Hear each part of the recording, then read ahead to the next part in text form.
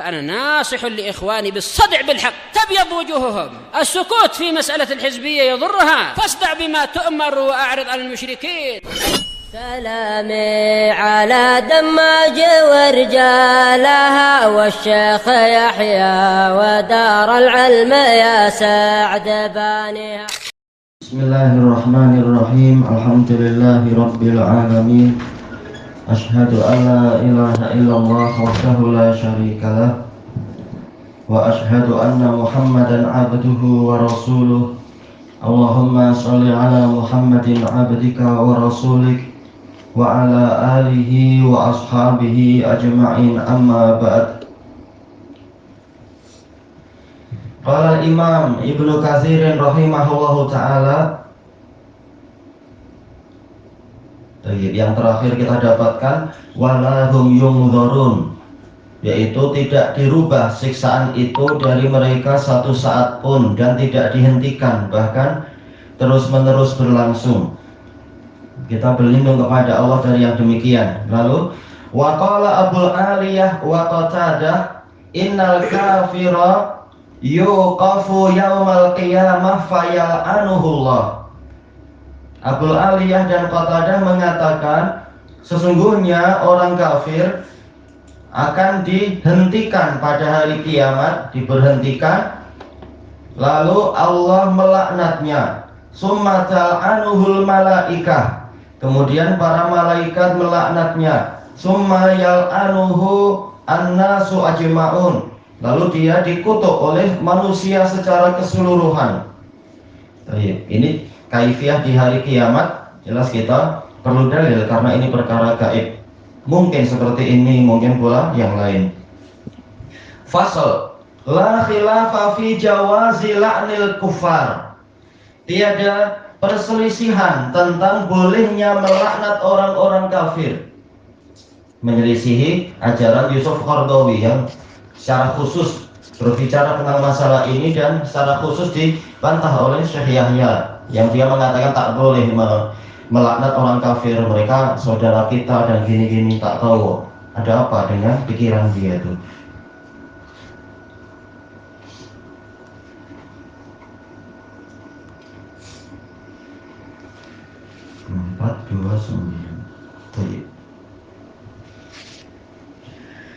Wa qad kana Umar bin Al-Khattab radhiyallahu anhu wa man ba'dahu minal a'immah.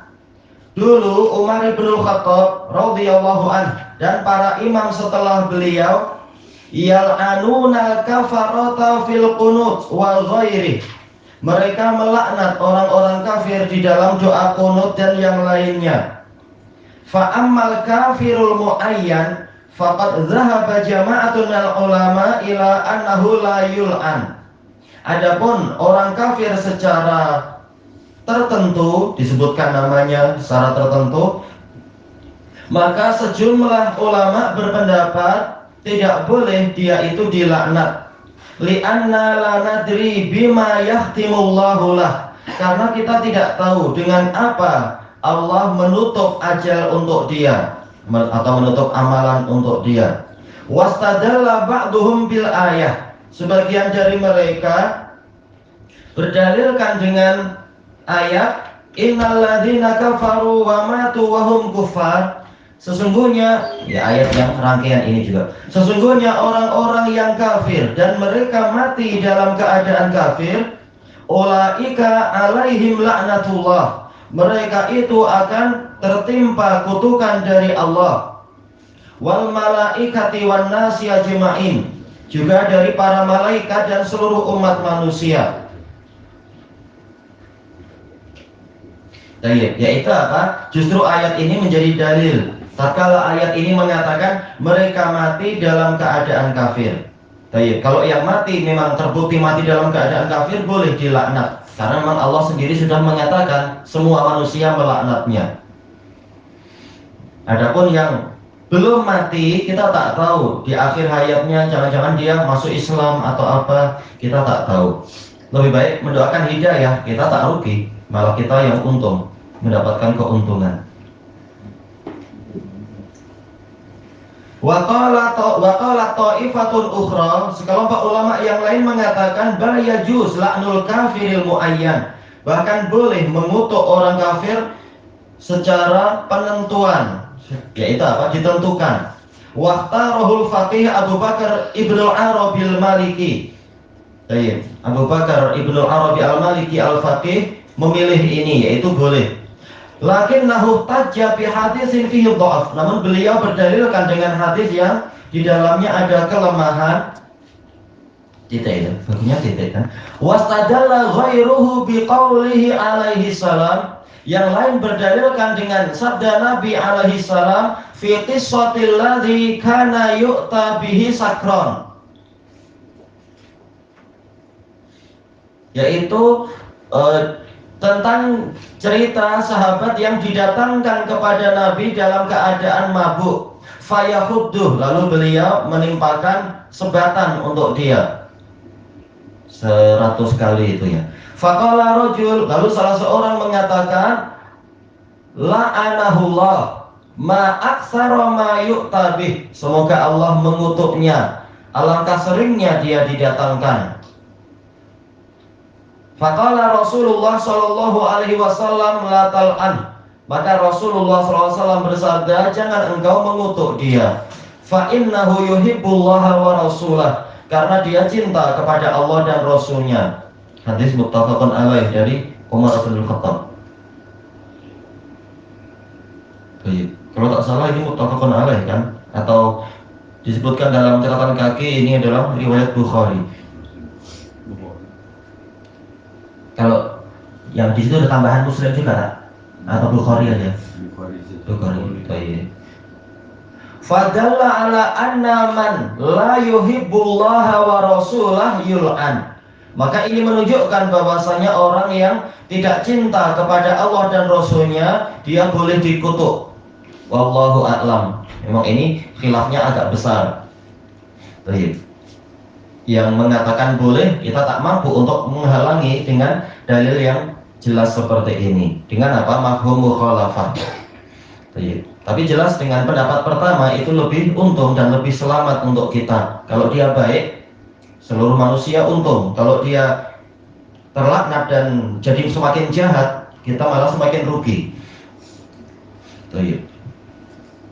Adapun hukuman itu Allah Maha Adil, terserah dihukum seperti apa dia.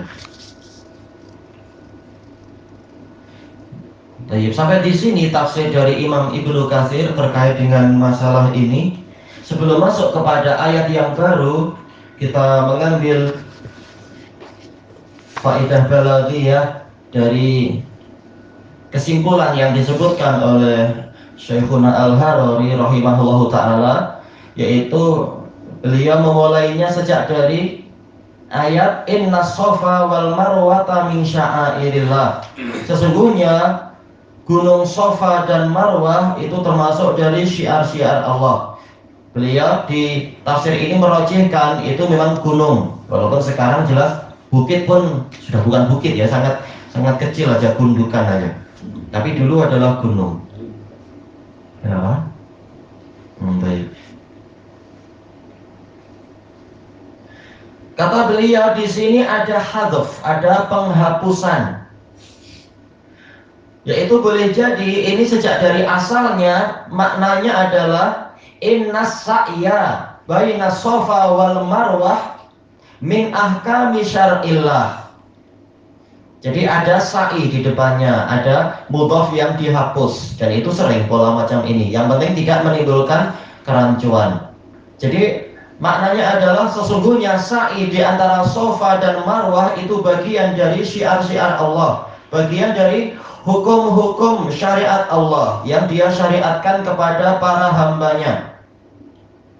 Atau barangkali penghapusannya bukan di situ, tapi penghapusannya adalah setelah min sya'airillah, ini ada yang terhapus. Takdirnya bagaimana? Kemungkinan sesungguhnya Sofa dan Marwah termasuk dari alamat-alamat peribadatan kepada Allah dan alamat-alamat dari batasan-batasan Allah. Walaupun yang pertama lebih jelas untuk hadzf, ada yang terhapus. Untuk yang Kedua, ini sebenarnya tidak perlu penghapusan karena syiar itu sendiri maknanya adalah alamat. Tak perlu kita pening. Jadi justru yang kedua ini adalah definisi, bukan penghapusan. Memang makna syiar adalah alamat-alamat tentang syariat dan batasan Allah. Nah, yang pertama memang ada hadaf di situ. Kemudian tentang fa innallaha syakirun alim, maka sesungguhnya Allah Maha bersyukur lagi Maha mengetahui. Syukurnya Allah kepada hambanya itu memiliki dua makna. Yang pertama adalah boleh jadi dengan pahala, memberikan pahala. Alhamdulillah perinciannya sudah disebutkan oleh Al-Imam As-Sa'di. Pahalanya bahkan 1 dibalas 10 atau lebih. Atau boleh jadi dengan sanjungan, itu juga bagian dari pola syukur dengan memuji. Dan itu juga sudah disebutkan oleh Imam As-Sa'di. Dan Imam As-Sa'di menyebutkan lebih panjang lagi kandungan syukur Allah kepada para hambanya. Kemudian untuk ayat innalladzina yaktumuna ma anzalna, sesungguhnya orang-orang yang menyembunyikan apa yang telah kami turunkan. Ayat sebelumnya, lafaz sebelumnya, ya ayat sebelumnya itu polanya adalah dhamir ghaib. Atau bukan dhamir, tapi apa? Bahkan memakai isim dhahir, fa innallaha, pakai isim dhahir. Kemudian juga apa? Min sya'airillah, ini isim dhahir. Kemudian masuk ke ayat berikutnya berpindah. Sementara kita tahu isim dhahir itu kembalinya adalah pada dhamir ghaib, yaitu dia. Allah, dia. Nah, sekarang berpindahnya adalah kepada dhamir mutakallim, anzalna. Nah, ini adalah keragaman bahasa, keragaman balaghah. Boleh dikatakan iltifat juga, yaitu berpindah. Semula isim zahir menjadi dhamir mutakallim. Padahal intinya adalah saya sendiri, yaitu Allah. Kemudian mim ba'di ma bayyanahu linnas, setelah kami terangkan wahyu itu kepada umat manusia. Makna keterangan adalah yaitu meringkas dan menjelaskan. Walaupun biasanya yang namanya keterangan malah lebih panjang kan, bukan ringkas. Tapi intinya adalah idah, yaitu penjelasan. Yang mana setiap orang dari mereka telah mendapatkan penjelasan itu tanpa ada kesamaran.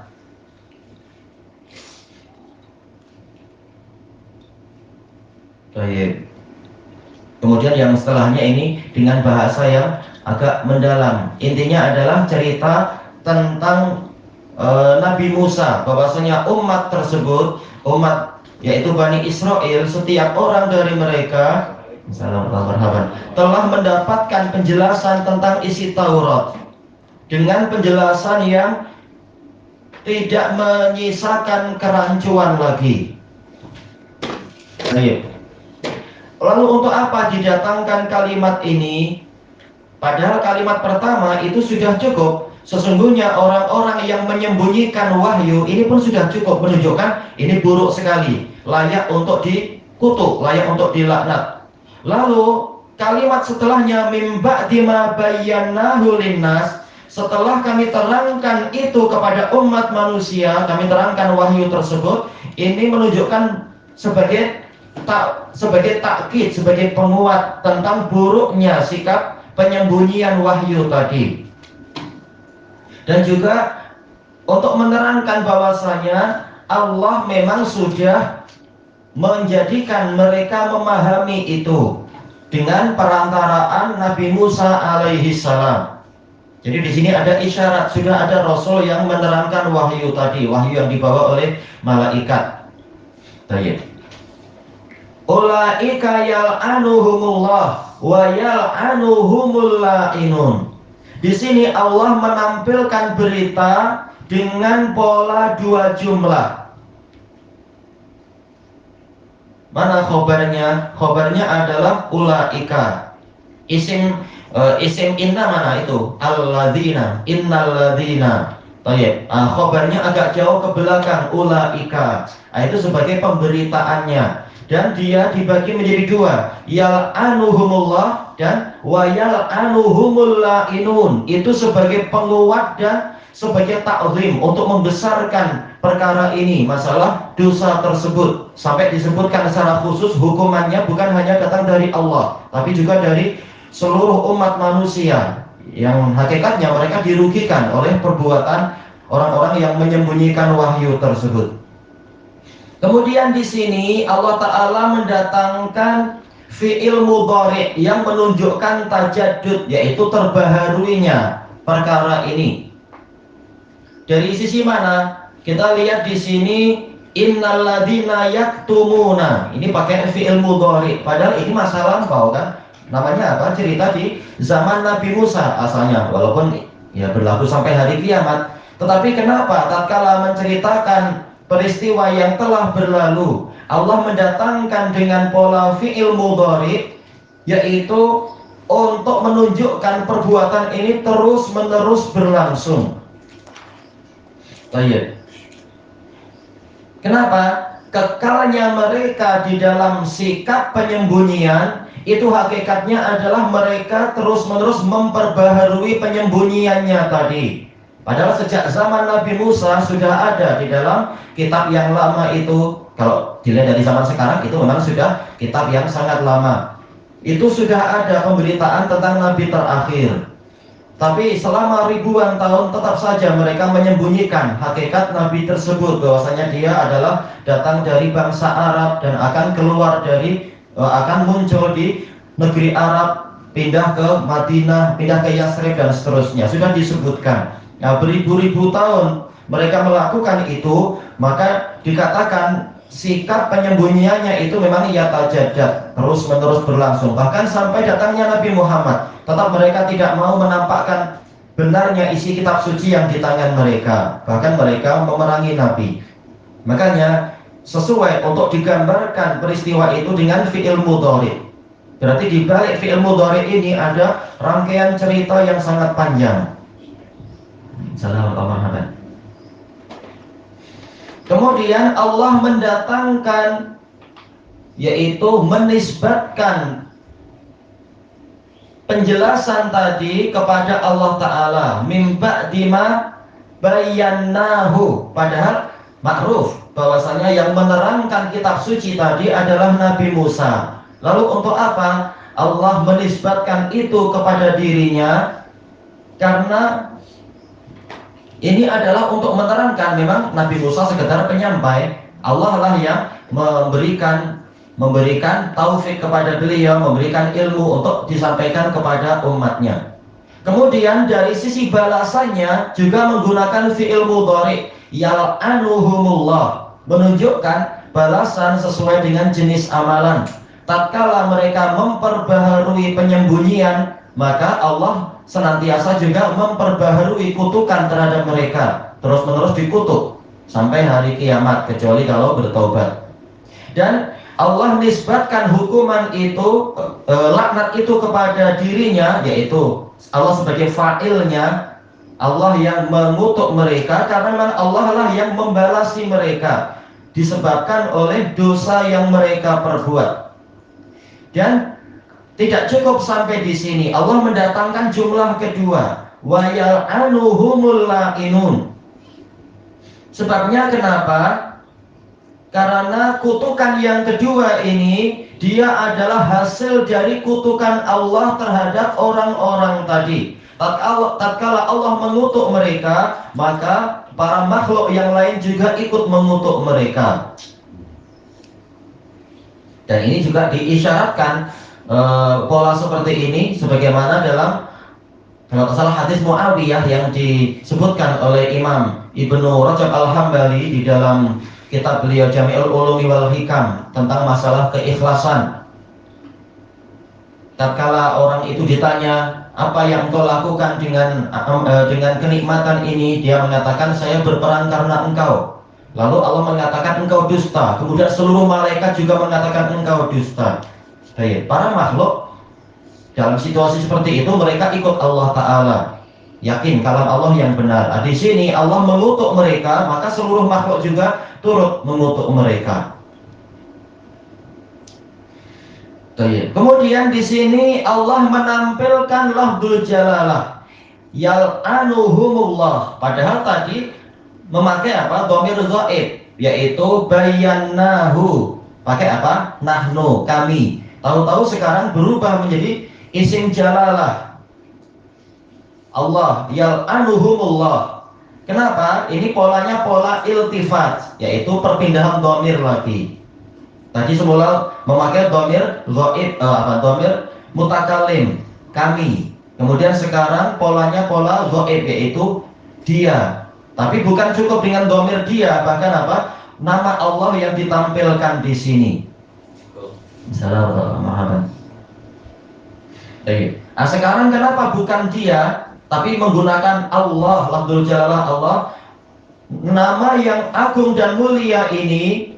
Tujuan didatangkannya di sini adalah untuk menimbulkan rasa takut dan kegentaran kepada hati, yang mana ini tidak seberapa nampak apabila didatangkan pola dhamir. Baik. Tujuannya adalah orang semakin takut. Ini yang mengutuk bukan raja, bukan apa istilahnya EJK atau apa, bukan. Ini Allah yang mengutuk, penguasa alam semesta yang mengutuk agar orang takut untuk melakukan yang seperti itu. Kemudian untuk hukuman kedua, wa yal'anuhumul la'inun. Ini dari sisi balaghahnya. Di sini ada tajnisil mughayir. Tajnis yaitu jinas, seperti yang sudah sering kita lewati dalam pembahasan kitab ini tentang balaghah. Jinas, tajnis, yaitu ada dua lafadz yang akar katanya sama. Apa di sini? Yaitu yal'anu dan al-la'inun. Dikatakan mughayir. Kenapa? Walaupun akar katanya sama, lam, ain, dan nun, tetapi yang satu itu berupa isim, yaitu al-la'inun, berupa isim. Yang kedua itu fi'il, yaitu yal'an. Nah ini dalam balaghah dikatakan jinas atau tajnis, mughayir, ada perbedaan sedikit. Kemudian faulaika atubu alaihim, untuk ayat yang setelahnya itu orang-orang yang mau bertobat, wa ana tawwabur rahim, maka mereka itulah orang-orang yang aku terima taubat dari mereka, dan aku adalah zat yang maha menerima taubat lagi maha penyayang. Nah, di sini ada iltifat lagi. Semula dhamir ghaib kan, lafaz sebelum-sebelumnya. Tahu-tahu sekarang dhamir mutakallim, yaitu ana, yaitu aku. Ini di dalam bahasa Arab, pola perubahan-perubahan seperti ini dikatakan tafannun fin nazm al-karim, yaitu namanya tafannun, yaitu apa? Pola keanekaragaman, agar orang tidak bosan. Itu hikmahnya, kata para ahli ulumil Quran. Perubahan pola dan membuat keanekaragaman ungkapan, walaupun isi intinya sama, menjelaskan tentang Allah. Ini tujuannya adalah agar orang yang mendengar itu tidak bosan. Makanya semakin orang paham balaghah Arab, dia akan semakin tahu ini memang bukan datang dari manusia, ini memang dari zat yang maha berilmu, dengan susunan yang mulia, an-nazmul karim.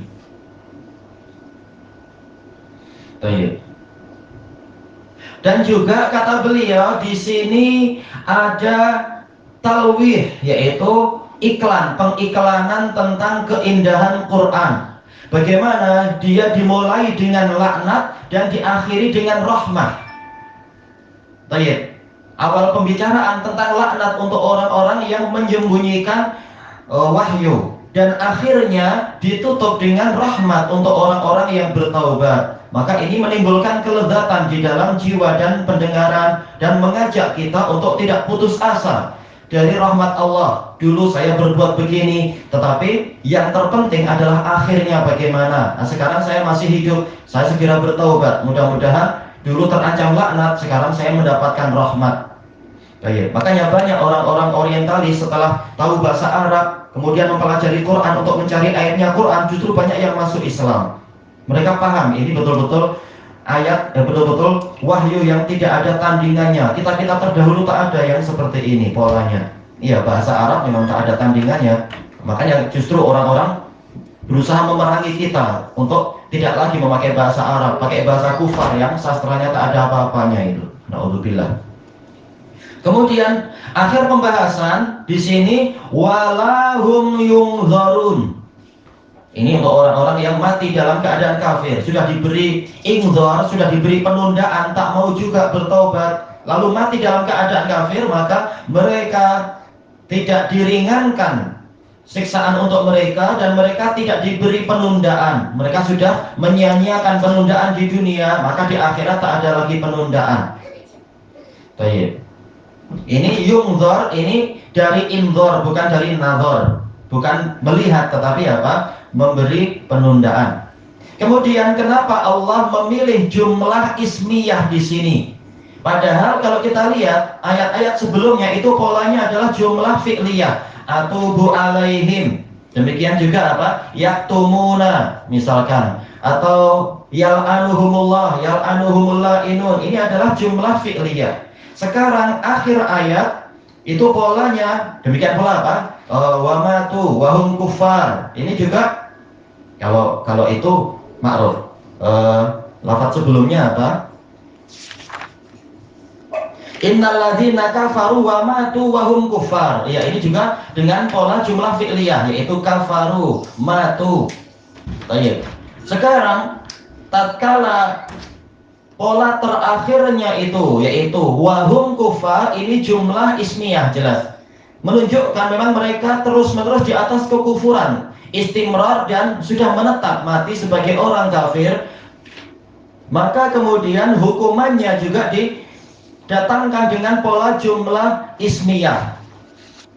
Walahum yungzarun, yaitu hum sebagai mubtada, yungzarun sebagai khobarnya. Ini menunjukkan yaitu dawamun nafi, yaitu peniadaannya itu terus menerus, yaitu mereka senantiasa tidak diberi penundaan. Jadi tak ada lagi harapan. Sudah mati, mereka pasti akan putus asa.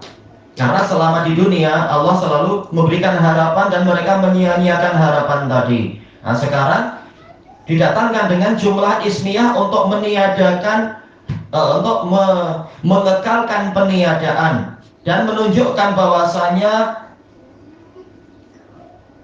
ditiadakannya penundaan itu bersifat istimrar, yaitu terus menerus, tak ada lagi penundaan. Berarti apa? Mereka terus menerus mendapatkan siksaan.